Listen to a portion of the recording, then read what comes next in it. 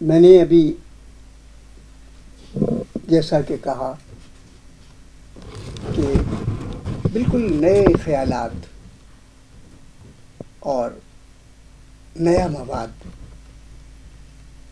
اردو کے دامن نثر و نظم میں معطلت نے لا ڈالا. جہاں ان کی نظم میں ایک روشنی نئے زمانے کی ہے، ان کی غزل میں بھی واقعیت اور حقیقت پسندی ملتی ہے. وہ صرف مصروں کا جمع جوڑ نہیں ہے بلکہ وجود احساس سے شعر کا مواد تلاش کرنے کا عمل ہے اور اسے غزل کے پیکر میں ڈالا ہے جو عام نہیں ہے، خاص ہے. ان کی ایک غزل تخلیق میں پہلے چھپی، افکار میں پہلے چھپی اور اس سے اجازت لے کر تخلیق نے بھی شائع کی، اور یہ زمانہ غالباً 2000 اور 2001 کے شماروں کا ہے جس میں یہ غزل چھپی، اور بڑی جاندار جذبوں کی غزل ہے اور شاید کسی نئی منزل کی طرف سفر کرنے کا خاکہ ہے. نئی سمت میں جانے کے لیے شاید کچھ نئے قدم اٹھائے جا رہے ہیں. تاثر ملتا ہے، لکھا ہوا تو نہیں ہے لیکن پتہ چلتا ہے کہ یہ کسی نئی بستی کی طرف مسافر رواں دواں ہے. جان لبوں تک آ پہنچی ہے، پوچھ نہ مجھ سے کیف وصال. جان میں نے عرض کیا کہ ایسا لگتا ہے کہ زیادہ ہستی میں کوئی نئے قدم اٹھانے کا عمل درپیش ہے.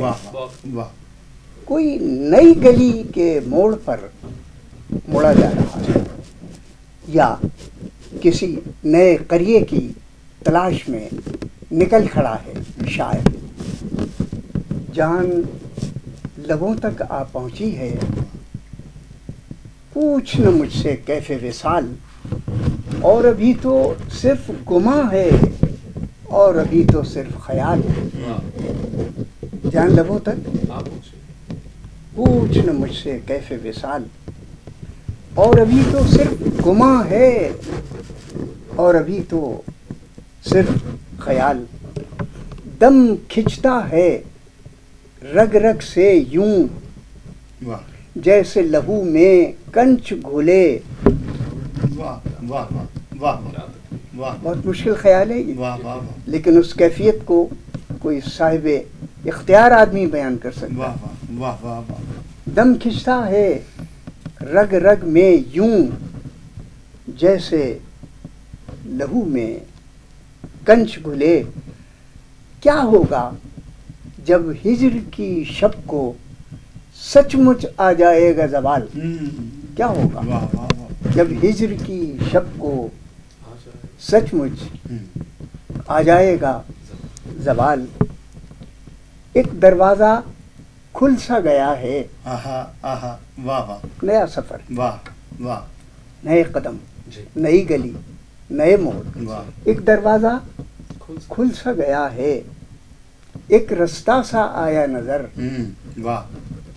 ایک دروازہ کھل سا گیا ہے، ایک رستہ سا، یہ میر کا سا سی اور سا ہے. ایک رستہ سا آیا نظر، منزل تک بھی لے جائے گا خواب جنوں شوق بے حال. منزل تک بھی لے جائے گا خواب جنوں شوق بے حال. کیسا ہوگا وہ دن جس دن خلد کے در کھل جائیں گے. کیا مصرع ہے. کیسا ہوگا وہ دن جس دن خلد کے در کھل جائیں گے.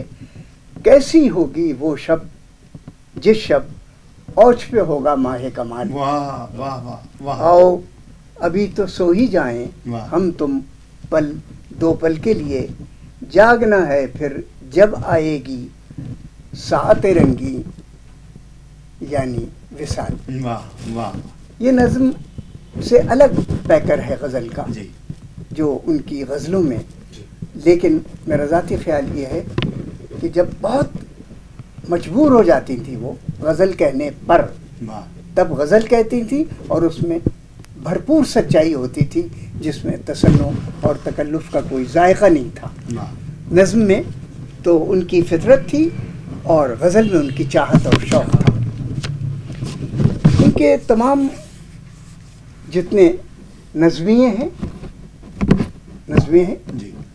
چاہے وہ مسکراتی میں کیسے مسکراتی میں ہوں، روح ہزار میں، سب میں آپ دیکھیے گا کہ ایک سچ بولنے والا آدمی سچائی کا پردہ ہٹا کر حقیقت دکھانے والا، ان سچائی پر جو پردے پڑے ہوئے ہیں جھوٹ کے، تصنع کے، فریب کے اور دباؤ کے، ان سب کو ہٹا کر سچ بولنے والا شاعر۔ دیکھیے، دل خالی تھے کینے سے اور سوچ کدورت سے آری۔ یہ وہی کہہ سکتا آدمی جو دباؤ سے آزاد۔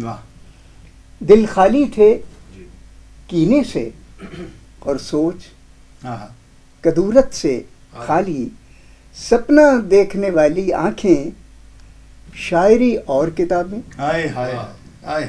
سپنا تین چیزیں، سپنا دیکھنے والی آنکھیں، شاعری اور کتابیں تھیں، خوشی خوشی ہم کالج جایا کرتے تھے۔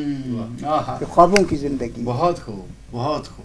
لوگ تنگ ہو کے جاتے ہیں اس جانے والے کو کتابوں سے، اور جس نہج کی طرف اشارہ ہے وہ اصل میں شعر اور ادب کی تعلیم کی طرف بڑھتے ہوئے قدم ہے۔ اس خوشی کا اظہار ہے کہ اب ہم شعر اور شعر کے بلوغ کی طرف جا رہے ہیں، بلوغت ادب کی طرف جا رہے ہیں۔ یہ تصور ان کی شاعری میں بالکل نیا ہے۔ ایک اور جگہ ہے، پھول کھلے، پھول کھلے گا کب تارا کب چمکے گا۔ پھول کھلے گا کب تارا کب چمکے گا، کب دن ڈوبے گا کب ہوگی سحر طلوع۔ کب دن ڈوبے گا کب ہوگی سحر طلوع، دل فطرت کے ساتھ دھڑکتا رہتا ہے۔ امید کے لیے بہت خوب، دل فطرت کے ساتھ دھڑکتا رہتا ہے۔ یہ جو مضامین ہیں اس میں ایک اور بھی توانائی ہے، وہ یہ ہے کہ کوئی لفظ ان کا اپنے وزن سے خارج نہیں ہے، اور کوئی بحر ان کے کسی رکن میں زختہ اور سکتہ نہیں کھاتی۔ بہت ہمارے اکثر شاعر نئی نظم کے نام پر بہت کچھ لکھ رہے ہیں، لیکن جو آہنگ کے تقاضے ہیں وہ ان کی تقریباً 90 نظموں میں آپ دیکھیے گا، 90 گنی ہوئی ہیں، ان سب میں آپ یہ خصوصیت بدر جائے کمال دیکھیے گا۔ جی ناظرین،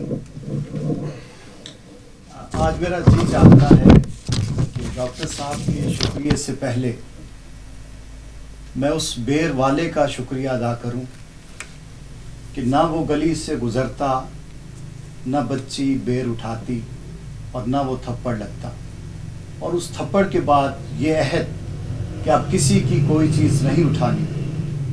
اس واقعے نے ہمارے اردو ادب کو ایک ایسا شاعر دیا جس نے اپنی کتابوں میں بھی نہ کسی کا لفظ اور نہ ہی کسی کا خیال آنے دیا۔